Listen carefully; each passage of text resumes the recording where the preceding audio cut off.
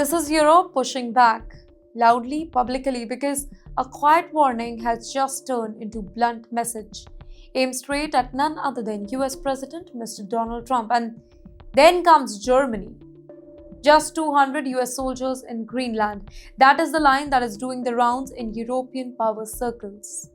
Not as trivia, not as mockery, but as a signal.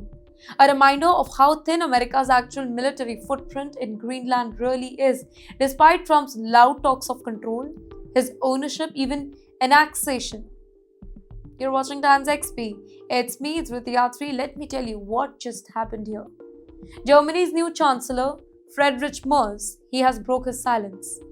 And he did not mince his words. He openly admits that Trump's threatened tariffs could cause serious damage to Germany's economy, the engine of Europe. And yes, this is not a fear mortgaging, this is Berlin ringing the alarm bell.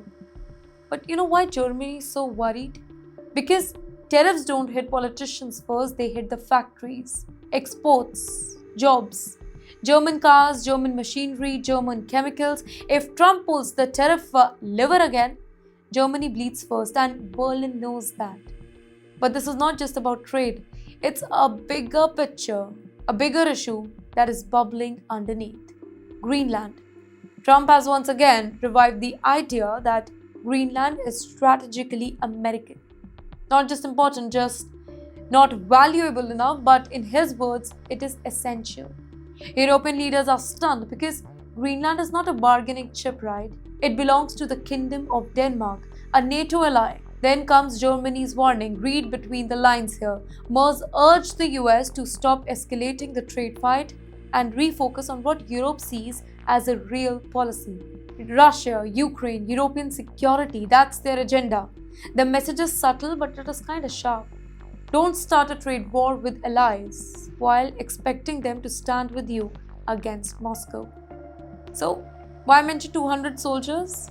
Because power is not just about threats, it's about facts. Yes, the US has influence, yes, it has presence, but Greenland is not an American military fortress. It is not an occupied ground.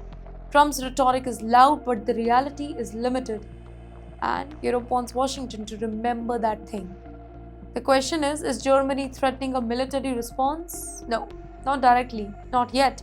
But the language is changing now. This is diplomatic code for do not push us into the corner. Because tariffs escalate fast and strategic pressure escalates faster.